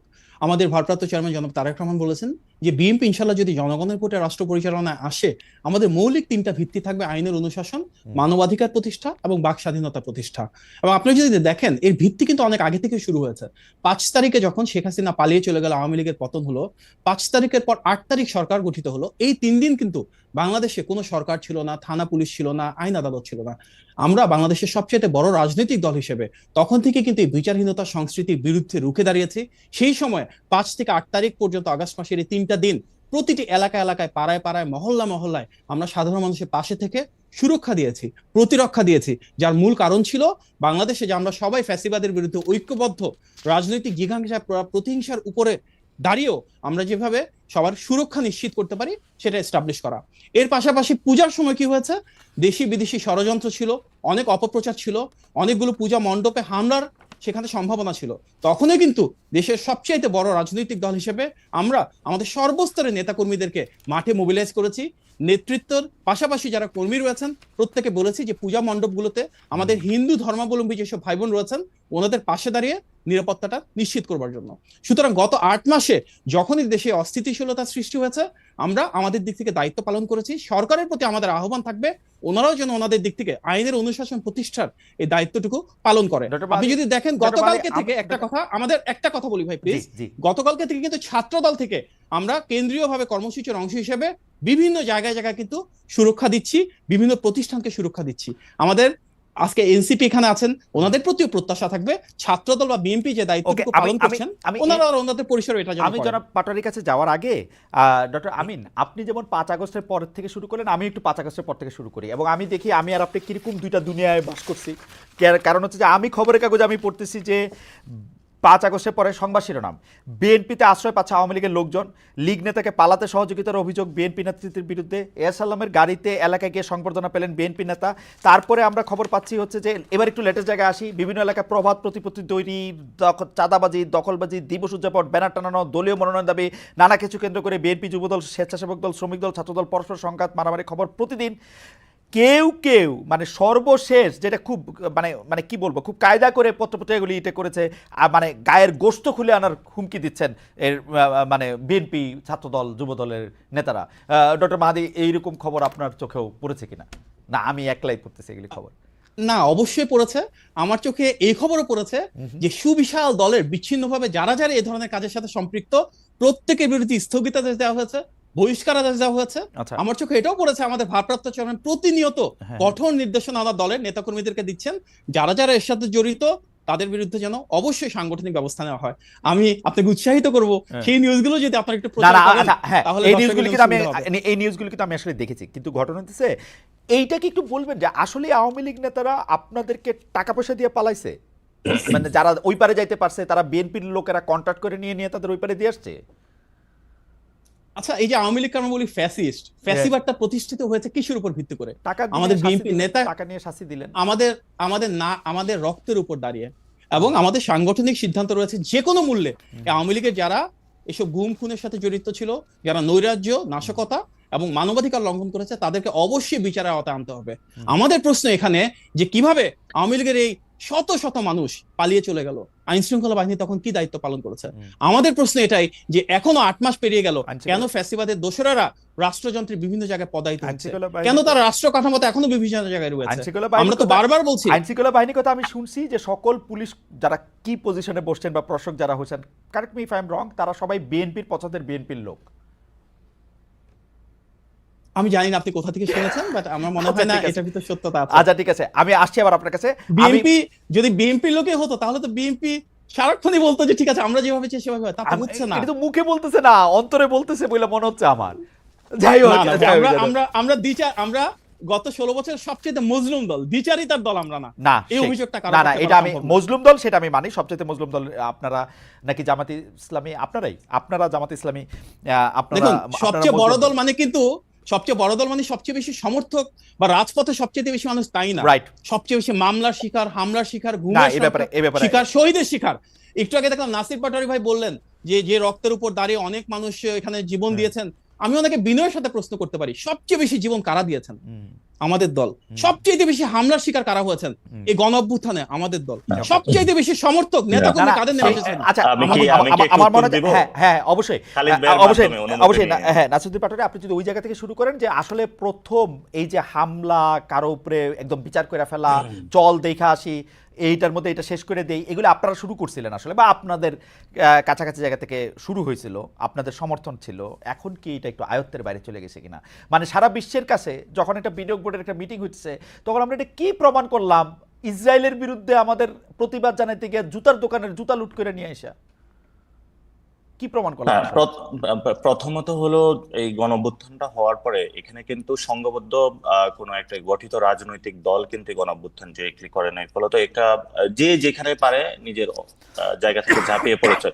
এবং পুরো জিনিসটাকে কিন্তু আমাদের গণঅভ্যুত্থানের পরে কন্টেইন করাটা আমরা করেছি, এবং এটা যতটুকু এখন স্টেবল পজিশনে মানে এসেছে, প্রায় আমাদের মাঠে 176টা মুভমেন্টের ওইখানে গিয়ে আমাদের কাজ করতে হয়েছে, এবং আমরা আমাদের যতটুকু শক্তি ছিল সর্বটুকু আমরা ব্যয় করেছি যাতে কোনো বিশৃঙ্খল না ঘটে, এবং এই ডিসঅর্গানাইজ ফোর্সটা একটা অর্গানাইজিং, এবং এটার জন্য কিন্তু আমরা প্রথমে নাগরিক কমিটি গঠন করেছিলাম, এনসিপি গঠন করেছি, এবং একটা ডেমোক্রেটিক প্রক্রিয়ার মধ্যে যাচ্ছি যাতে এইভাবে কোনো কিছু না ঘটে। আর দ্বিতীয়ত যে বিষয়টা, এটা তো খুবই নিন্দনীয় কাজ যে ঘটনাটা ঘটেছে, এবং আমাদের কিন্তু রাজনৈতিক এডুকেশন, আমরা বারবার বলে থাকি যদি আমরা বিএনপি এনসিপির এই মেজারমেন্টের মধ্যে থাকি, কিন্তু আমাদের মূল জায়গাটা আমরা যেটা কাজ করতে হবে, আমাদের দেশের যে পলিটিক্যাল কালচারের জায়গাটা থেকে মব জায়গাটা, এটা কিন্তু আগেও ছিল, আগেও বয়কট সেশন এসেছে, বিভিন্ন জায়গায় সংঘবদ্ধ হামলা হয়েছে, এবং বিভিন্ন সময় কাজগুলো হয়েছে, কিন্তু আমাদের সামনে এখন সুযোগ এসেছে যে আমরা এগুলা বন্ধ করব কিনা, এটা আমাদের সামনে সুযোগটা এসেছে। তো ওই বন্ধের প্রক্রিয়া শুধু পুলিশ ডিপ্লয় করলে, আপনি আর্মি ডিপ্লয় করলে অনেক সময় পারবেন না, তারা আর্মি পুলিশ বিভিন্ন জায়গায় তাদের সাথেও হলো জড়িয়ে যাচ্ছে। এটার জন্য হলো জনগণকে বিভিন্ন জায়গাতে রাজনৈতিক দলগুলো তো হলো এগিয়ে আসতে হবে, এবং এটা যেটা ছাত্র দলের উদাহরণটা এসেছে খুব ভালো, এবং আমরাও কিন্তু মন্দির পাহারা দিয়েছিলাম, এনসিপিও কিন্তু ওই জায়গায় সার্বক্ষণিক কাজ করতেছে যাতে হলো এই ধরনের কোনো প্রক্রিয়াগত মানে কাজগুলো না ঘটে।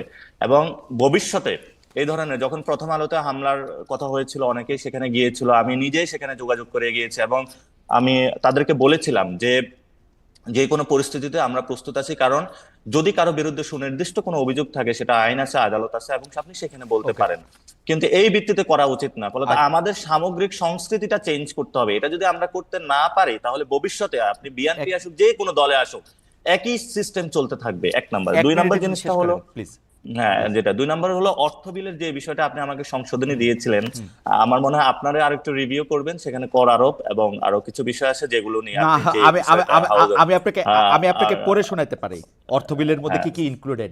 অর্থ বিলের বাইরে আসলে সরকারের কোনো ব্যয় সম্ভব না, অর্থ বিলের সরকারের কোনো ব্যয় সম্ভব না। ব্যয়ের ক্ষেত্রে যেটা হলো আমরা কর আরোপ থেকে শুরু করে যে বড় বড় প্রক্রিয়াগুলোতে, সেখানে আমরা চাইনি যে কোনো বাধাগ্রস্ত সৃষ্টি হোক বা নিজের স্বার্থের জন্য কেউ ফ্লোর ক্রস করুক, কিন্তু হলো স্বাধীনতার জন্য যে নিজের ভিউজ গুলা প্রকাশ করার জন্য সেখানে কিন্তু আমরা মতামত দিয়েছিলাম। মানে আপনারা অর্থ বিলের ব্যাপার তো আমি আবার বলি, সরকারি দলের সংসদ সদস্য বা সরকারি দলের মন্ত্রীরা যে বিল উত্থাপন করবেন সবগুলো অর্থ বিল হইতে বাধ্য, কারণ সেটার সাথে টাকা পয়সা সব, মানে আপনি টেকনিক্যালি আমি বলি, আপনি এটা ছাপায় আনবেন তো তখনই এটার সাথে টাকা পয়সা ইনভলভ হয়ে যাবে। আপনি অর্থ বিল ছাড়া সরকার কোনো বিল করতে পারবে না, সবই অর্থ বিল করতে পারবে না, সবই অর্থ বিল, একটা হাউস অ্যালাউন্স থেকে সবকিছু। যখন আপনি বলেন অর্থ বিল করতে পারবে না, তখন হচ্ছে আসলে প্র্যাকটিক্যালি কিছু করতে পারবে না আর কি, মানে প্র্যাকটিক্যালি কিন্তু হলো তার ভিউজ গুলা এখন যেটা হয় আমাদের মানে দাঁড়ায় থেকে আপনাকে একটু নিন্দামন্দ করতে পারবে যে আমাদের মন্ত্রী নাসিরুদ্দিন পাটোয়ারি এটা ভালো কাজ করে না, এগুলি বলতে পারবে, তাই তো? সেটা তো প্রধানমন্ত্রীর যে দলীয় ফোরামের বাইরে উনি যাইতে পারবে কিনা, সেখানে আমরা মনে করি স্বাধীনতা থাকবে, এবং এটার কোনো যদি অর্থ বিলে আসে সবকিছু হয়, সেখানে হলো তার সমালোচনা করা যায়, যেটা এখন নাই। আমরা সেই মনে করি সেই সুযোগটা হলো ভবিষ্যতে থাকা উচিত। আর ভবিষ্যৎ বাংলাদেশের রূপরেখাতে আপনারা যে কথাটা বলেছিলেন যে এটা বিএনপি হোক, আওয়ামী লীগ হোক, যে কেউ হোক না কেন, ডক্টর ইউনূস সাহেব এখনো আছেন, ভবিষ্যতে যদি আমরা সংস্কৃতির ক্ষেত্রে চেঞ্জ না করতে পারি, আমরা কোন দল, যে দলই বাংলাদেশে যত সুন্দর দল নিয়ে আসুক, জনগণের সামগ্রিক জায়গা থেকে পরিবর্তন করতে হবে। আর আপনি যে নিউজগুলোর কথা বলেছেন, আমিও প্র্যাকটিক্যালি গ্রামে দিয়ে গিয়ে দেখেছি, সামাজিক ভাবে আমাদের অনেক ও পরিবর্তন করতে আপনাদের হবে। নিউজগুলি তো বলি নাই, আপনাদের নিউজগুলি কি একটু বলবো? আপনাদের হ্যাঁ, নিউজগুলি এটা আপনাদের আমরা- নিউজগুলি কিন্তু হচ্ছে যে আরো মারাত্মক। আপনারা টেলিফোন করে চিফ জুডিশিয়াল ম্যাজিস্ট্রেটকে সরায় দেন যে না, আপনার এরকম- এখানে নিয়োগের জায়গা থেকে এটা করতে হবে। আপনারা প্রায় প্রতিটা উপজেলা এবং জেলা সরকারি কর্মকর্তাদের অফিসে এই যে ধরেন ছোটোখাটো যে কোনো নিয়োগ এগুলির পাইলেই আপনারা ঝাঁপায় পড়েন। আপনারা প্রতিটা থানায় ফোন করে করে বলেন আমি সমন্বয় কুমুক। হয়তো নাসিরুদ্দিন পাটোয়ারির মতো অত বড় আচ্ছা, খালেদ সমন্বয় ভাই, ফোন করে না, আপনি, কিন্তু না, না। এগুলি করে, খালেদ কিন্তু ভাই, এগুলিও কিন্তু আমরা পড়ি। হ্যাঁ, এখানে অনেকগুলা ঘটনা ঘটছে, এটা আমরা অস্বীকার করতেছি না, কিন্তু আপনি চিন্তা করেন, যখন হলো প্রথমে মুভমেন্ট হলো 158 জনের সমন্বয়ক ছিল, প্রথমে এটা পুরো দেশে কিন্তু এটা বিস্তৃত ছিল না। এখন সিলেটের একটা প্রত্যন্ত অঞ্চলে একটা ওয়ার্ডে যিনি মুভমেন্টটা করেছেন এবং উনিও কিন্তু ওইখানে সমন্বয়কটা পরিচয় দিচ্ছেন। আমরা এই বিষয়টা শৃঙ্খলার মধ্যে আনার জন্যই কিন্তু পরবর্তীতে বলেছি Okay. পুরো বাংলাদেশে আমার কমিটি মনে দেওয়ার জন্য। আমরা কিন্তু আপনি আমাদের ঠিকই জায়গা বলেছেন, থেকে- আমাদের আর সময় নাই। আমরা একটা লাস্ট কোশ্চেন ইচ আমার একটু করতে হবে। আমি একটু প্রথমে ডক্টর মাহাদির কাছে আসছি, তারপরে শেষ আবার আপনার কাছে আসবো। ডক্টর মাহাদি, আমরা একটা হাইপোথেটিক্যাল সিচুয়েশন ধরি, হাইপোথিসিস দিয়ে যেহেতু শুরু করছিলাম, একটা হাইপোথেটিক্যাল সিচুয়েশন দিয়ে শুরু করি, যে যেমন ধরেন ডক্টর ইউনূস ডিসেম্বরে ইলেকশন দিলেন না, জুন মাসে।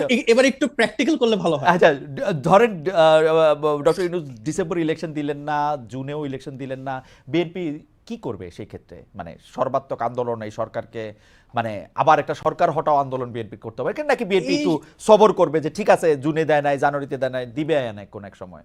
ওরকম দেখুন, করবে? এই সরকারটা এসেছে বিএনপির 16 বছরের সুদীর্ঘ আন্দোলন, যে আমরা একটা অন্তর্বর্তী বা তত্ত্বাবধায়ক সরকার চাই যেটা হবে দল নিরপেক্ষ, সেটারই প্রতিফলন। এবং গণ অভ্যুত্থানে আমরা দেখেছি বিএনপি সর্বশক্তি দিয়ে এই সরকার প্রতিষ্ঠার পেছনে কাজ করেছে, এবং বিএনপির কারণে কিন্তু এটা সর্বদলীয় সরকার না হয়ে নির্দলীয় নিরপেক্ষ সরকার হয়েছে। আমাদের নেতা ভারপ্রাপ্ত চেয়ারম্যান জনাব তারেক রহমান বারবার বলেছেন, এই সরকারের সফলতা মানে বাংলাদেশের সফলতা, এই সরকারের ব্যর্থতা মানে বাংলাদেশের ব্যর্থতা। সুতরাং আমরা সর্বাঙ্গীনভাবে ওনাদেরকে সহযোগিতা করব, ওনাদের যেখানে ভুল আছে সেটা ওনাদেরকে ধরিয়ে দিব। আজকে আমরা যা দেখছি, নির্বাচনের সাথে সংস্কারকে মুখোমুখি করে ফেলা হয়েছে, যেটা একেবারে অনাকাঙ্ক্ষিত। Okay. আমি একটা কথা এখানে বলতে চাই, যে সংস্কার বলতে কিন্তু শুধুমাত্র কেতাবি বা তাত্ত্বিক কোনো কিছু না। Okay. সংস্কার বলতে আপনারা সব সংবিধানের সংস্কার কিছু মেনে নেন, শব্দ- সব সংস্কার মেনে নেন, 1 মাস লাগবে সাইন করতে, ইলেকশনের পথে আর কোনো না। বাধা থাকবে না। দেখুন, বলেন একটা সব কথা বলি, সংস্কার যে মানছি। সংবিধান, আচ্ছা আপনি মানবেন সংবিধানে যেমন ধরেন একটা দেশের নাম পরিবর্তন করা, না, এগুলি নাম মানবো না, পরিবর্তনের এগুলি মানবো না, এগুলি মানবো তাহলে না। মানবেন কি হবে? যেমন আমি- আপনি কি এগুলি জানেন, মানবো না। আপনাদের নলেজে, আপনাদের knowledge-এর দুইবার জন্য বলি, প্রধানমন্ত্রী নর্থ মানবো, কোরিয়া, 4 নর্থ বছর কোরিয়া- করে মারবো এগুলা, ওই আচ্ছা, শুনুন। ডাইরেক্ট ওই নর্থ- দ্বিপক্ষ হইলে ওগুলি 3-4টা মাইনে ফেলবো। নর্থ কোরিয়ার মতন বিশ্বের সবচাইতে বড় স্বৈরাচারী দেশ, তার অফিসিয়াল নাম কি জানেন? অফিসিয়াল নাম হচ্ছে Democratic People's Republic of North Korea. Right, জানি আমি ডিপিআর। তাহলে বাংলাদেশের আপনার নামের পরিবর্তন করে গণপ্রজাতন্ত্রী না জনগণতন্ত্রী, এগুলো তো ম্যাটার করে না খুব বেশি। আমাদের মনে হয় সংবিধানে পরিবর্তন, আলিরাজ, রাষ্ট্রে পরিবর্তন হতে হবে আমার এমনভাবে- শিক্ষক আলিরিয়াজ স্যারকে প্রফেসর ইউনূস একটা দায়িত্ব দিয়েছেন, তিনি তার দায়িত্ব সুচারুরূপে পালন করতে গিয়ে অনেক বিস্তারিত একটা মানে পরিধি সীমানা দেখিয়েছেন। এত মানা না মানা জনগণের উপরেই আসলে না, নির্ভর আমরা করে। আমরা কিন্তু যেই আমরা বিষয়গুলি মনে করি, নিয়ে আমাদের আসলে কোনো দ্বিমতি থাকা উচিত দেখুন, না, যে একটা সংবিধানের- লোক যাতে এককভাবে ক্ষমতার জায়গায় না দাঁড়ায় থাকে।